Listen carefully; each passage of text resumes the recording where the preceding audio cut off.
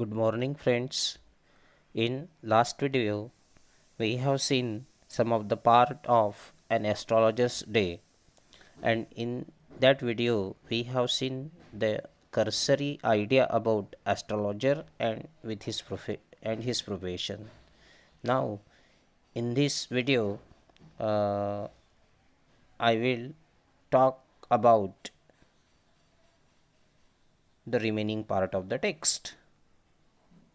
Okay, so पहा तर आपण एंड ऑफ द डे इथपर्यंत आपण आलेलो होतो. या पॅसेजपासून आता आपण सुरुवात करूया. Anyway, so he had left his village without any previous thoughts or plan. Here we get the idea about that astrologer, that he had left his village without any previous thought, previous planning, and he has not told to anybody else when he left the village. If he had continued there, he would have carried on the work of his forefather. पहा, जर तो त्याच गावात राहिला असता तर कदाचित त्याने त्याचे काम कुठले राहिले असते, जे त्याला फोरफादरकडून मिळालेलं आहे, किंवा त्याचे जे पूर्वज जे काम करत होते तेच काम त्याला करावं लागलं असतं जर तो त्या गावातून जर निघाला नसता तर. नेमली टिलिंग द लँड, शेतीची मशागत करणं, living, marrying, ripening in his cornfield. Cornfield म्हणजे ज्याला कणीस म्हणतो आपण, कणसाची शेती. अँड ॲन्सेस्ट्रल होम, ॲन्सेस्ट्रल पूर्वजांचं घर. जर तो त्या गावामधून जर निघून गेला नसता तर त्याला शेतीची मशागत करावी लागली असती, तिथं जगणं, लग्न करणं आणि ते शेत पिकवणं आणि त्या ॲन्सेस्ट्रल होममध्ये राहणं, म्हणजे तो त्या गावामध्येच राहिला असता. But that was not to be true. पण असं घडलं नाही. He had to leave home without telling anyone. मात्र त्याला ते गाव सोडावं लागलं, कोणाला पण न सांगता. And he could not rest till he left it behind couple of 100 miles. आणि जेव्हा त्यानं ते गाव सोडलं तेव्हा जवळपास 201 माइल्स गेल्यानंतर तोपर्यंत त्यानं आराम केला नाही. म्हणजे पहा, खाता प्रसंग कसा झाला असेल, त्यानं अचानक गाव सोडलं कुणालाच न सांगता, आणि 100-200 माइल्स, किलोमीटर गेल्यानंतर तोपर्यंत त्यानं रेस केली नाही. म्हणजे काहीतरी नेमकं घडलं असेल, बरोबर आहे. आणि तुम्हाला हे जे आयरणी आहे किंवा हे जे सस्पेन्स आहे ह्या टेक्स्टच्या शेवटी तुम्हाला कळेलच. To a villager it is a great deal as if an ocean float between. एखाद्या गावकरी व्यक्तीसाठी हे खूप मोठा प्रसंग असतो किंवा मोठं डिसिजन असतं. म्हणजे आपल्या गावापासून तर एखाद्या 200 माईलपर्यंत किंवा तिथल्या भागामध्ये निघून जाणं.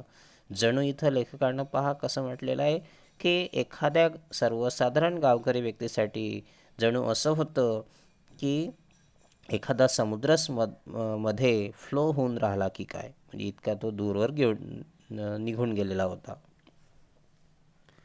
He had a working analysis of mankind's trouble, marriage, money, and tangles of human ties. See, as we came to know that astrologers was a very shrewd and clever person, and he had a good perception of a people, good perception of mankind's, their trouble, their the problems in marriage, the problems about money, and the tangles of human ties.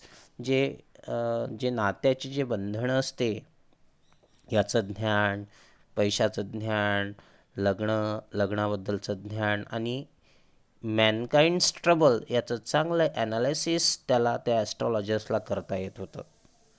याचा अर्थ असा नाही की त्याच्याकडे दिव्यदृष्टी होती, right. He used to read the faces of the people, and after studying their faces he used to give some remarks.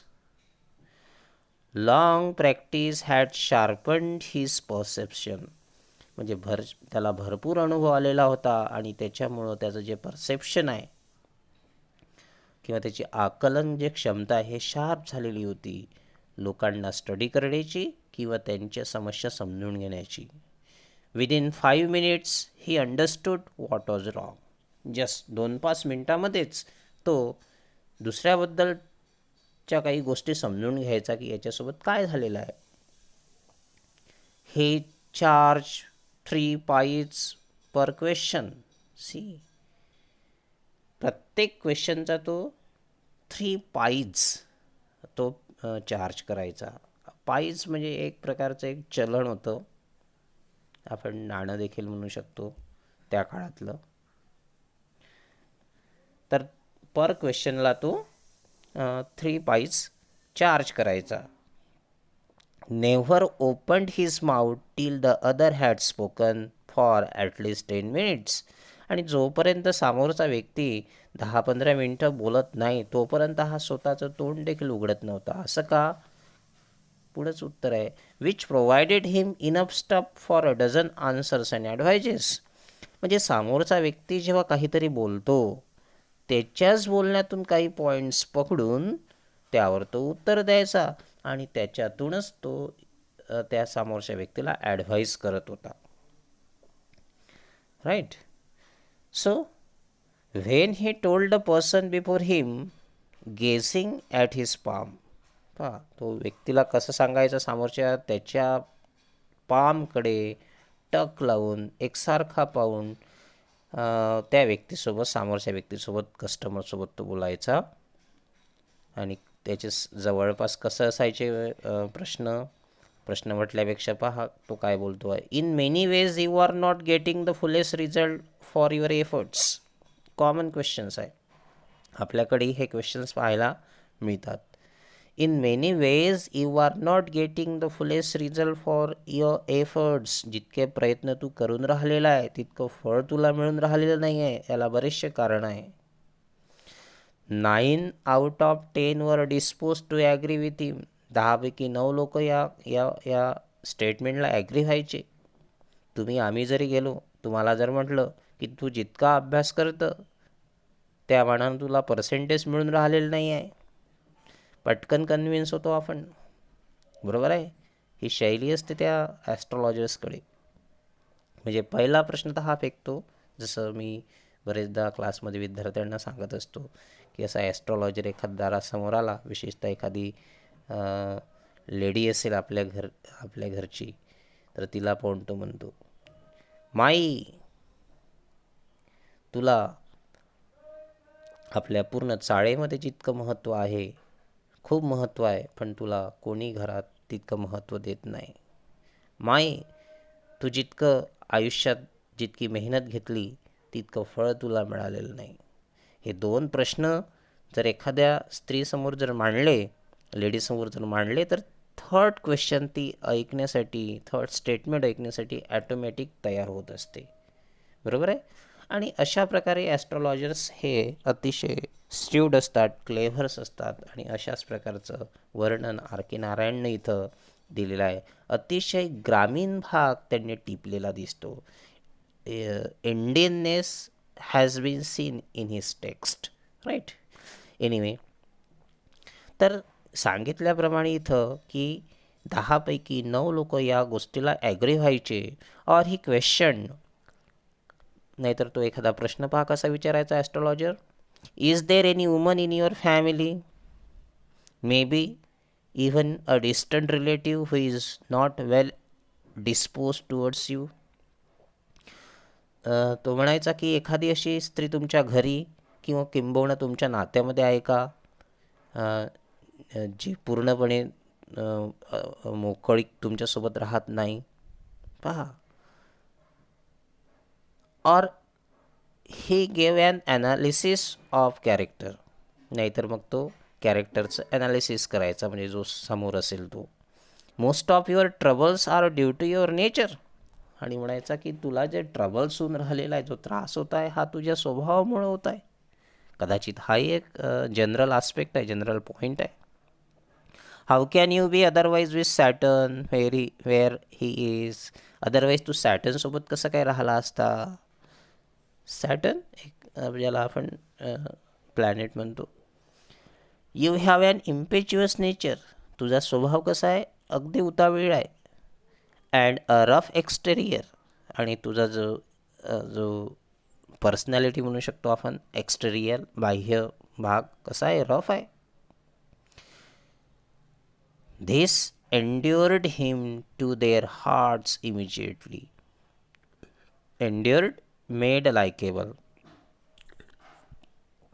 This made likeable him to their hearts immediately. आणि हे स्टेटमेंट तर त्या ग्राहकांच्या हृदयापर्यंत पोचायचं की तुझा स्वभाव एकदम कसा आहे, इम्पल्सिव्ह आहे, उतावीळ आहे.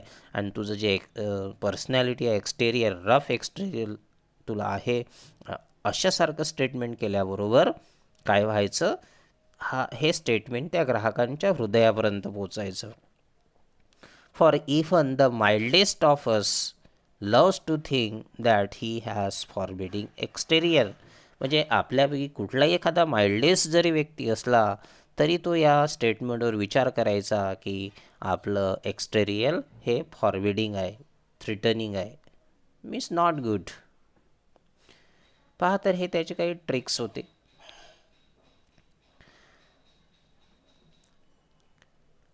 The nut vendor blew out his flare.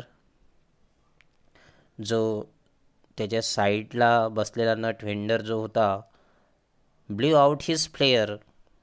Flare म्हणजे ज्योत, किंबहुना ज्याला दिवा म्हणू शकतो किंवा गॅस लाईट म्हणू शकतो, तो विझवतो.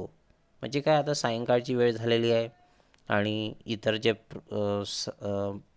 काही व्यवसाय करणारे जे लोक आहेत ते त्यांचा आजचा व्यवसाय बंद करत आहे, दुकान बंद करत असेल, आणि म्हणून the nut vendor blew out his flare and rose to go home.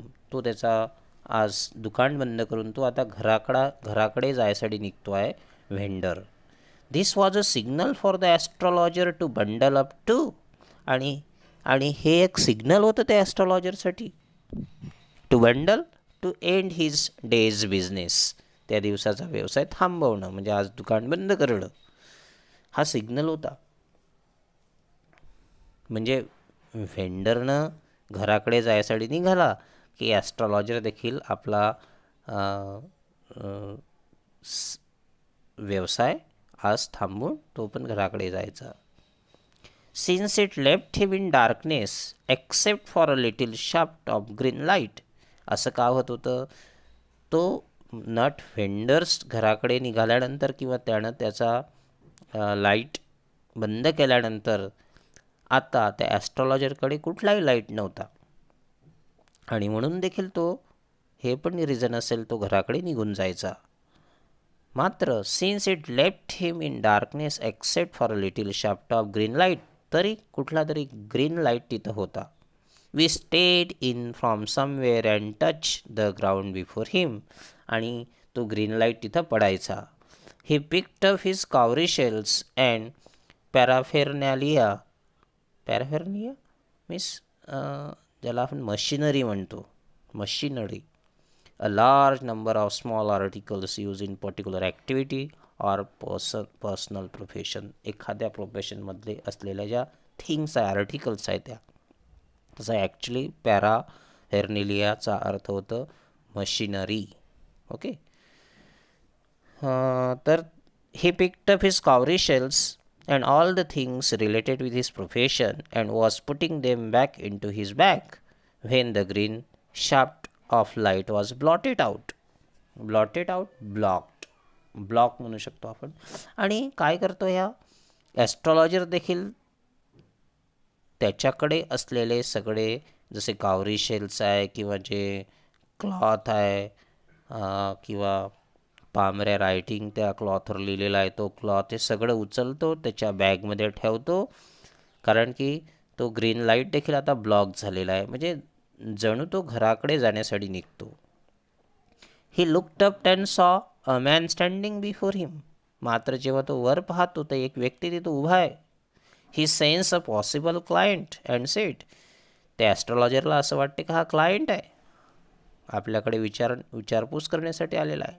And sed, आणि तो ॲस्ट्रॉलॉजर म्हणतो आहे, you look so careworn worried. मित्रा, तू खूप वरीड दिसून राहिलेला आहे. It will do you good to sit down for while and chat with me. जर तू माझ्यासोबत चॅट करशील, थोडा बसशील, तर तुला बरं वाटेल. The other grumbled some reply vaguely not clearly. Grumbled me said complainingly, कुरकुर करणे ज्याला म्हणतो आपण. The other grumbled some reply vaguely, आणि जो समोरचा व्यक्ती आलेला आहे, ज्याला आपण कस्टमर म्हणू, क्लायंट म्हणू, तर तो काहीतरी व्हेगली असा रिप्लाय देऊन राहिलेला आहे, स्पष्ट बोलून राहिलेला नाही आहे. The astrologer press his invitation. मात्र हा ॲस्ट्रॉलॉजर एक फोर्स करून त्याला तिथं बसवून घेते आहे. Whereupon the other thrust his palm under his nose saying, आणि तो सामोरून आलेला जो व्यक्ती आहे, जो क्लायंट आहे, तो त्याचा हात किंवा पाम कुठे पकडतो आहे, अंडर हिज नोज, म्हणजे त्याच्या नाकाखालीच हात लावतो आहे, म्हणजे हात दाखवणे जे म्हणतो आपण ॲस्ट्रॉलॉजरला. सेइंग, काय म्हणतो, you call yourself an astrologer. तुम्ही स्वतःला ॲस्ट्रॉलॉजर म्हणून घेता. The astrologer felt challenged and said. ॲस्ट्रॉलॉजरला चॅलेंजिंग वाटलं हे सगळ्या गोष्टी. And said, tilting the other's palm towards the green shaft of light. त्याचा हात पकडला, टिल्ट केला, आणि त्या ग्रीन लाईटकडे पकडला, म्हणजे त्याला त्या हातावरचं काहीतरी रीडिंग करायचं होतं. अँड सेड, काय म्हणते तो astrologer, yours is a nature. त्याचं नेहमीसारखे जे प्रश्न असायचे, स्टेटमेंट असायचे, त्या स्टेटमेंटनं तो सुरुवात करतो याचं भविष्य सांगण्यासाठी. Yours is a nature, Maharaj तुमचा स्वभाव पहा कसा आहे. पण तो काय म्हणतो, कस्टमर काय म्हणतो, ओ स्टॉप दॅट, नको, ते प्रश्न नाही आहे, ते असं नका बोलू, ते नका सांगू मला. The other said, tell me something worth while. काहीतरी वर्थ फाईल सांगा, कामाच्या गोष्टी बोला, कामाचं सांगा. Our friend felt piqued. Piqued means annoyed, irritated. Our friend felt piqued. Our friend means here ज्याला आपण म्हणू शकतो ॲस्ट्रॉलॉजर, इरिटेटेड झाला. I charge only 3 pies per question and what you get ought to be good enough for your money. Astrologer म्हणतो, प्रत्येक क्वेश्चनला मी 3 pies charge करत असतो, तुम्हाला 3 pies मला द्यावे लागेल. And what you get ought to be good enough for your money, आणि जे तुम्हाला मिळेल ते चांगलंच असेल फॉर युअर मनी, म्हणजे जितके पैसे तुम्ही पे कराल तितकं तुम्हाला चांगलं ऐकायला मिळेल. At this the other withdrew his arm. असं म्हटल्यानंतर त्यानं आपला हात मागे घेतला. And took out an anna and flung it out to him. आणि खिशातून त्यानं आणा बाहेर काढला. आणा हे देखील 1 आणा, 2 आणा, 8 आणा अशासारखे एक चलन होतं, जे अलीकडे आता नाही आहे. Took out an anna and flung it out to him. त्याने एक आणा काढला आणि त्याच्याकडे तो भिरकावला. सेईंग, म्हटलं, I have some question to ask. मी तुम्हाला काही प्रश्न विचारतो, म्हणजे माझ्याकडे काही प्रश्न विचारण्यासारखे आहे. If I prove you are bluffing, you must return that anna to me with interest. If I prove you are wrong, जर मी तुम्हाला प्रूव्ह करून सांगितलं की तुम्ही रॉंग आहे, किंवा you are showing or you are exhibiting your wrong knowledge, जर मी प्रूव्ह केलं की तुमचं जे वेट आहे, बुद्धिमत्ता आहे, ते रॉंग आहे, तर you must return that anna to me with interest. तर तो आणा मला व्याजासह तुम्ही परत करायला पाहिजे. जर मी प्रूव्ह करत असेल की तुमचे स्टेटमेंट हे हे व्यवस्थित नाही आहे, मला कन्व्हिन्सिंग नाही आहे, तर तुम्ही मला इंटरेस्ट सहित तो आणा पे करायला पाहिजे, असा तो आलेला कस्टमर म्हणतो आहे. If you find my answer satisfactory will you give me ₹5? Astrologer says. काय म्हणतो ॲस्ट्रॉलॉजर, जर तुम्ही if you find my answer, जर तुम्हाला माझे आन्सर जर समाधानकारक जर वाटत असेल तर तुम्ही मला ₹5 द्याल का? नो. और will you give me 8 आनाच?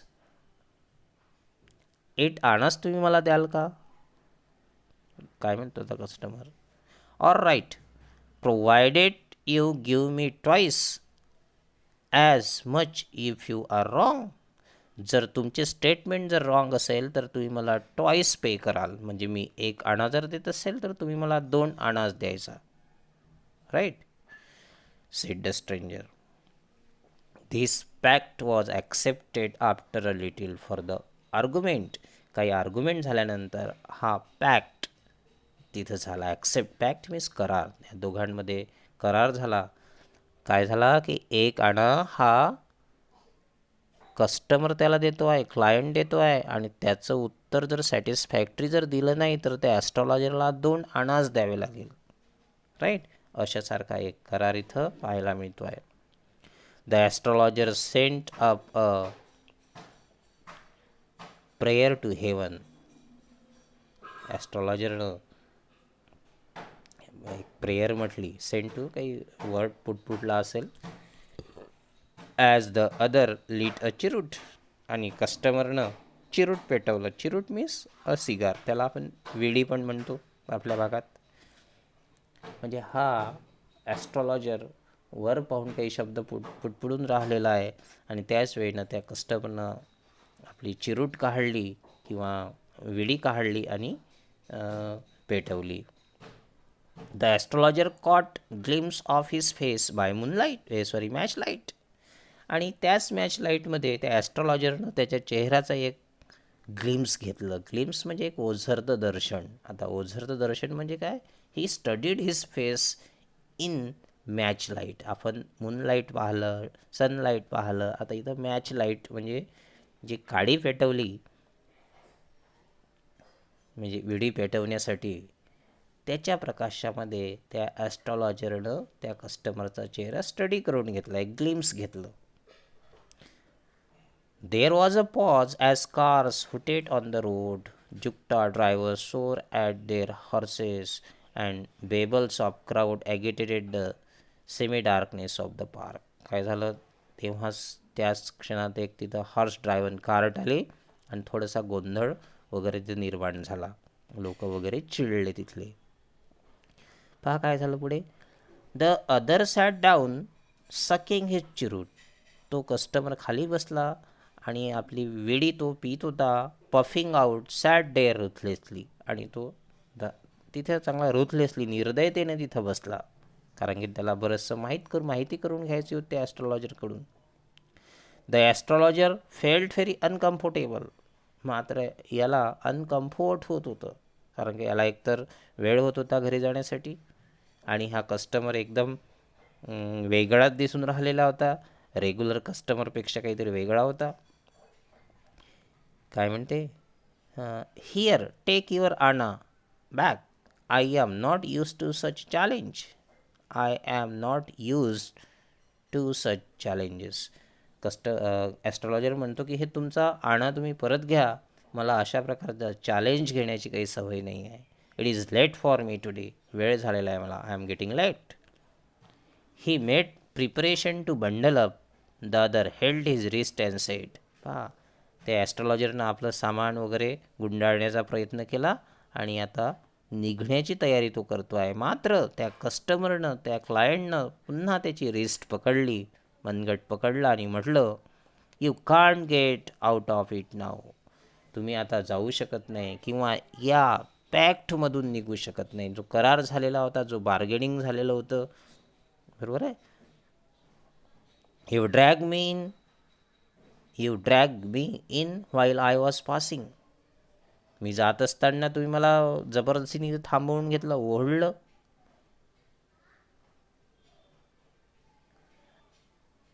While I was passing, the astrologer shivered in his grief and his voice shook and became faint. आता ॲस्ट्रॉलॉजर घाबरायला लागला, शिवट थरथर कापणे, आणि त्याचा आवाज देखील आता थरथरायला लागला आणि असा फेंट व्हायला लागला. In short, now astrologer started frightening. What he said, leave me today, I will speak to you tomorrow. आज मला जाऊ दे, तुझ्यासोबत मी उद्याला बोलतो आहे, उद्या तुझं भविष्य सांगतो आहे. The other thrust his palm in his face and sed. त्या कस्टमरनं किंवा त्या समोरच्या क्लायंटनं त्याचा पुन्हा पाम त्याच्या फेससमोर धरला आणि म्हटलं, challenge is challenge, go on. Challenge म्हणजेच चॅलेंज, गो ऑन. चॅलेंज कुठला होता, मी तुला 1 आणा देईल, तू सॅटिस्फॅक्टरी जर आन्सर नसेल तर 2 आणाच तुम्हाला परत करायचे. This is challenge. आणि म्हणतो, गो ऑन, चल सांग. The astrologer proceeded with his throat drying up. आणि ॲस्ट्रॉलॉजरनं आपले नेहमीचे क्वेश्चन सुरू केले. त्याचा घसा कोरडा पडून राहिलेला होता आणि नेहमीचा त्याचा प्रश्न होता, there is a woman in your family or a distant relative something. आहे का तुमच्याकडे अशी स्त्री वगैरे, अशासारखा प्रश्न त्यांना सुरुवात करता क्षणी पहा काय झालं. Stop, said the other. थांब. I don't want all that. Shall I succeed in my present search or not. थांब, अशासारखे प्रश्न मला म्हणजे सांगू नकोस, उत्तर सांगू नकोस. Shall I succeed in my present search or not. जो माझा सर्च चालू आहे आता, त्यामध्ये मी यशस्वी होईल की नाही. Answer this and go. या प्रश्नाचं उत्तर दे आणि मग तू जा, असं तो क्लायंट त्या ॲस्ट्रॉलॉजरला म्हणतोय. Otherwise I will not let you go till you disgorge all your coins. या प्रश्नाचं जर उत्तर तू दिलं नाही तर अदरवाईज मी तुला जाऊ देणार नाही, नाहीतर मग तुझे सगळे कॉईन्स मला सरेंडर करावे लागेल.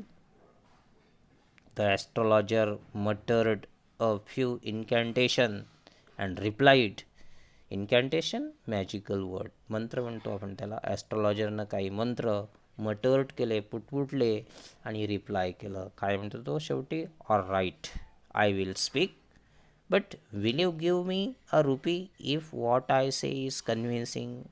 ठीक आहे, मी बोलतो तुझ्यासोबत, पण तू मला 1 रुपया देशील का. जर माझे आन्सर्स तुला जर कन्व्हिन्सिंग वाटत असेल, पटण्यासारखे असेल, तर मला 1 रुपया देशील.